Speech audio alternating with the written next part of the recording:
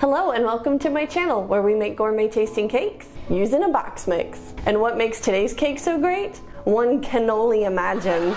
That's right, today we are making a cannoli cake. So stick around while we make something boxed, but better.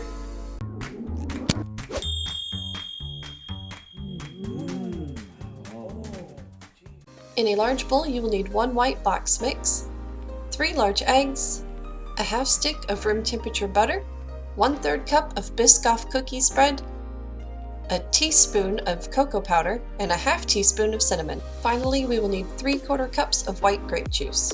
Traditionally, cannoli shells are made with white wine, however, I want a kid-friendly version for my cake. Mix it up all nice and beautiful for about 2 minutes, and don't forget to scrape the sides of your bowl. You will notice that this batter is very thick and fluffy. This is exactly how we want it to look. It is going to bake beautifully. Pour your batter into 3 8-inch round pans and smooth it out evenly with your spatula. As I mentioned earlier, this batter is thick and fluffy, so you may have to use your spatula to coax it a little more to the sides of the pan. You can even give it a light tap on your counter to help the batter to smooth out evenly.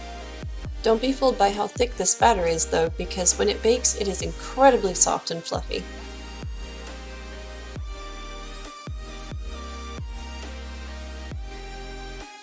And now it's time to bake our beautiful batter at 350 degrees Fahrenheit.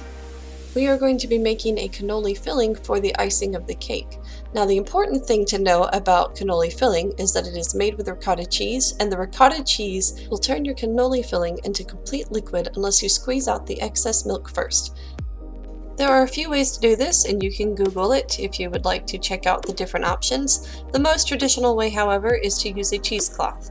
Put your ricotta cheese into the cheesecloth and give it a gentle squeeze to remove the excess milk.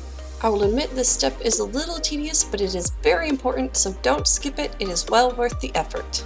I squeezed a total of 48 ounces of ricotta cheese, and this is the amount of milk that it gave me. You can see it's quite a lot. This is why it's very important to remove it.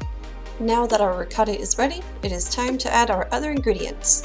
We will need 1 teaspoon of cinnamon, 1 teaspoon of vanilla, 1/3 cup of granulated sugar, and 1/3 cup of powdered sugar. Now it is time to mix it up all delicious and beautiful. This will take about 2 minutes on medium to high speed. After we are done making our filling, cover it and refrigerate it while we wait for our cake layers to cool.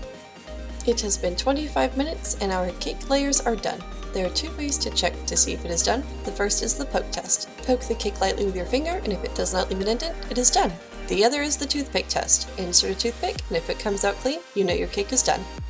Once your cake layers have cooled completely, loosen up the edges of your cake from the pan by going around it with a butter knife and gently pulling the cake away from the pan. This will help the cakes to come cleanly out of the pan when it is time to flip them out.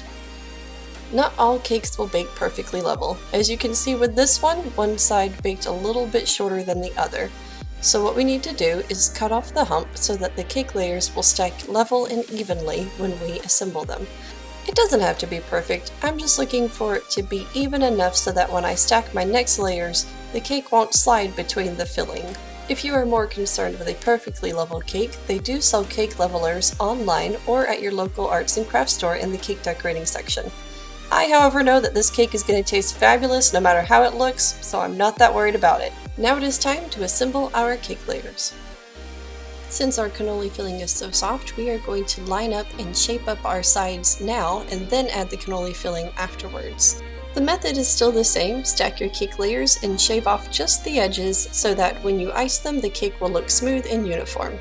These edges are great for snacking on with leftover cannoli filling. Once you have your layers lined up, go ahead and take the top 2 and put them to the side so that we can add our filling.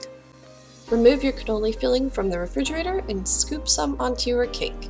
And then using a spatula or a butter knife, do a side-to-side motion to push your filling all the way out to the edges of your cake.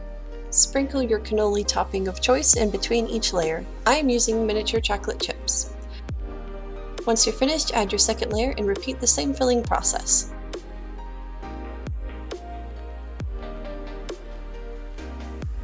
After we finish putting cannoli filling in our cake layers, we are now going to use it to crumb coat the outside of our cake. A crumb coat is just a thin layer of icing. Well, in this case, a thin layer of cannoli filling. And it's to do just that, catch the crumbs. You don't need it too thick, you can still see my cake underneath my crumb coat. This is exactly what we need, and when we are done with the crumb coat, then we will put on our final layer of icing, or in this case, cannoli filling. Now that I have finished my crumb coat, I will launch straight into icing this cake. Since cannoli filling is so soft, I'm letting gravity help me do the work. I am putting a large dollop on top and letting it slowly fall down the side, and then catching it with my butter knife and smoothing it to the side of my cake. However, if this feels like a little bit too much work for you, then you can always bake your cake in a 13x9 glass pan, also known as a quarter sheet cake. And after it's done baking, just let it cool in the pan and then pour the icing on top and smooth it out. Please note that your baking time may vary if you do bake it in a 13x9 pan, so just keep an eye on it, and you can always do the poke test or the toothpick test to make sure it is done.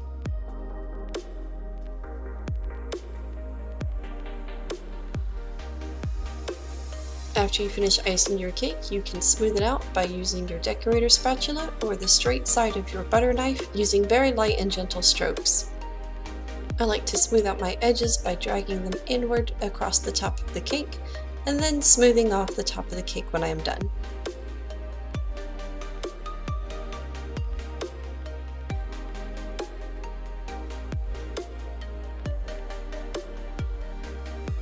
I did have about a cup of cannoli filling left over, which I like to save because when I slice my cake, I like to add a little extra on top. However, if you don't want leftover cannoli filling, I will post a revised version of a smaller cannoli filling recipe in the description box below. I'm using a dry paper towel just to clean off some of the cannoli filling that I got on the cake board because, hey, like I said, it's a really soft icing and even I made a bit of a mess. After I tidy up my cake board, I am going to go along the bottom with some miniature chocolate chips and lightly press them into the cannoli filling. I've also seen cannolis with pistachios, so if you prefer pistachios, go ahead and use those instead. I am using a chocolate ganache that I made using 2 tablespoons of chocolate chips and 1 tablespoon of heavy cream. I melted it in the microwave, and then once it cooled to a warm temperature, I put it in a sandwich bag and snipped the corner and used it as a piping bag. I used some more of these adorable little chocolate chips to go around the edge to give this a simple but really delicious and fabulous look.